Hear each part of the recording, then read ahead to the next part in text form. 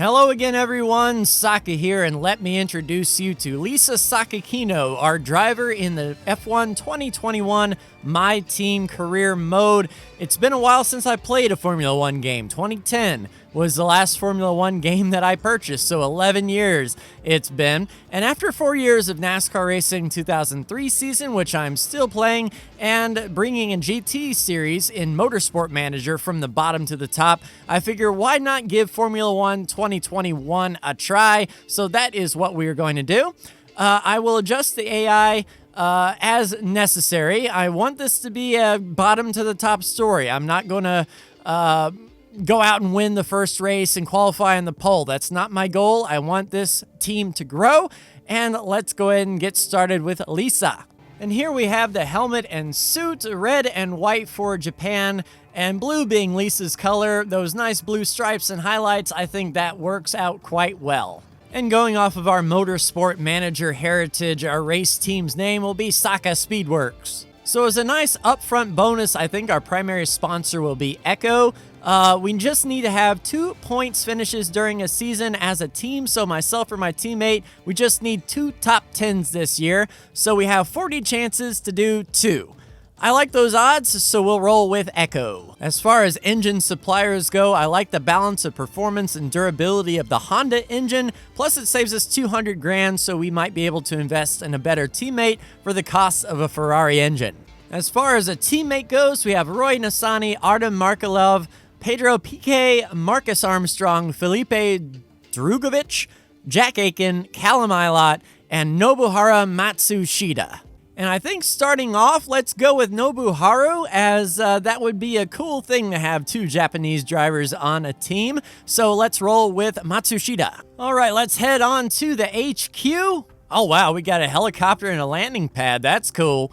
So depending on, what our headquarters here looks like, our car should be pretty stout then. If we spend all this money on a helicopter, landing pad, yachts, windmills, all that good folks, stuff, and right? Welcome to this, a very special edition of Paddock Pass. Hi, Will. As you can see, there's no pit lane behind me, and as you can hear, no roar of engines, and that's because they've set me free from the F1 paddock to escape here to the countryside and to the headquarters of Formula One's newest team.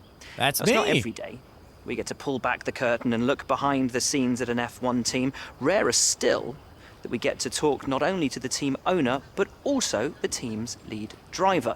But what makes this place extra special is that the owner and lead driver are one and the same person. Just call me Tony Stewart. It's been an interesting 12 months, and we all know a number of the regulation changes which were due to come into effect this year have been delayed until next. Some, though, are still seeing the light of day, amongst them the all-important budget cap, which gives some of the smaller teams a little further down the order, potentially, the opportunity to compete with the bigger teams. Good for them. That's my hope and goal. Great for us as viewers. But what does our new team owner think about these new rules? Do they see them as a challenge, a hurdle that needs to be overcome?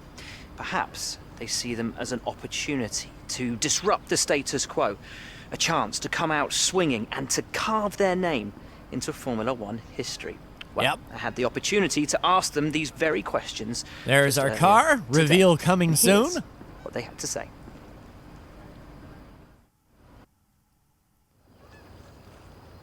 Well, first of all, thanks so much for inviting us here today. It's been wonderful to see behind the scenes. As you might expect, I've got about 1 million questions, so let's jump straight in. It's been a long time since we last saw a team owner take their own car onto the track, and the sport's changed enormously in the intervening years. How are you going to handle the responsibilities of both managing and driving for a Formula One team? Well, one thing I know about Motorsport Manager is the team really elevates the vehicle, and this isn't just about me. This is about my team, and I'm behind them 100%. Together, we're unstoppable until the first race, that is. Let's talk about your teammate. Now, it's clear they're excited to have signed with you, but tell me, what is it that you think they bring to the team? And I think their skill set really suits our team. So you've obviously been putting a lot of work into the car. I know it's early days, but how do you expect it to feel out there? Yeah, we've been putting work into the car, but I really haven't even seen it yet.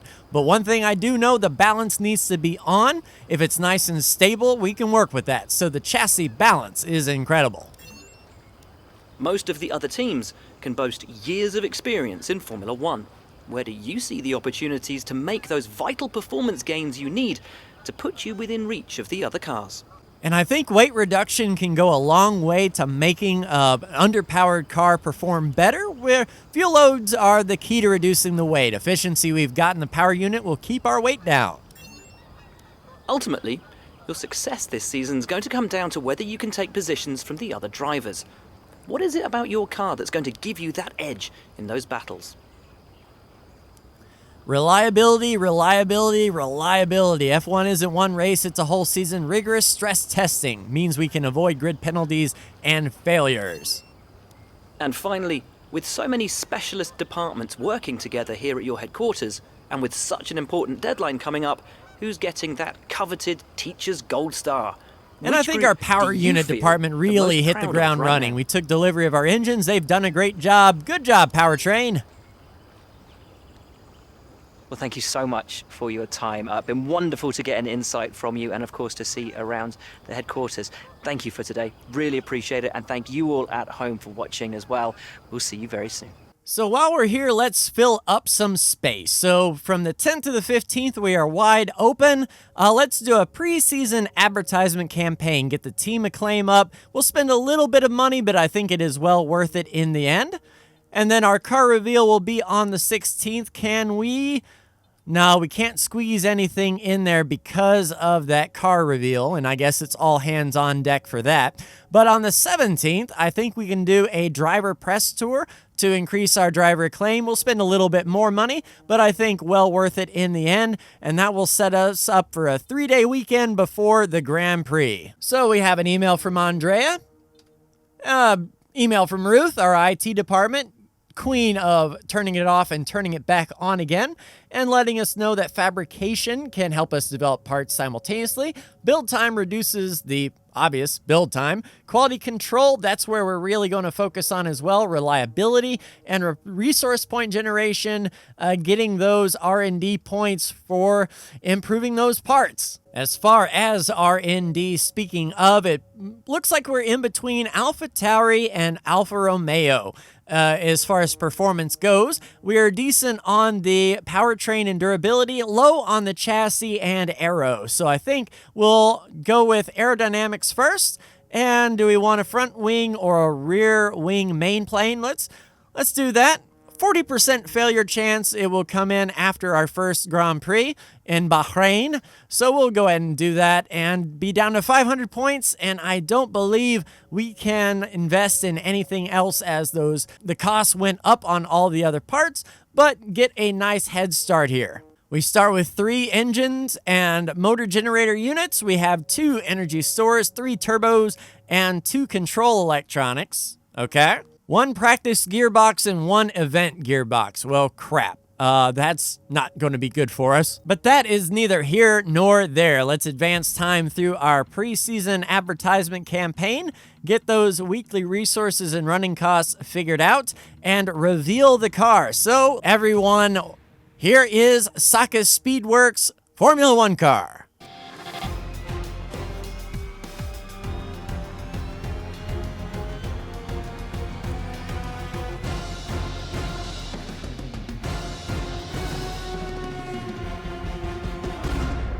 And I hope we didn't spend too much money on the guy that synchronized the lighting to the music. We can't afford to be giving up money like that. Advancing time through the preseason driver press tour, weekly running costs, and we will be all set up to do the Bahrain Grand Prix in episode 1. So we will leave it here. Stay tuned very quickly for season 1, episode 1, round 1. Bahrain Grand Prix. But if you're excited, let me know in the comments down below. But that will do it for me. Like, share, and subscribe if you are so bold. Thank you so much for tuning in, and we'll see you for race 1 in Bahrain. Take care.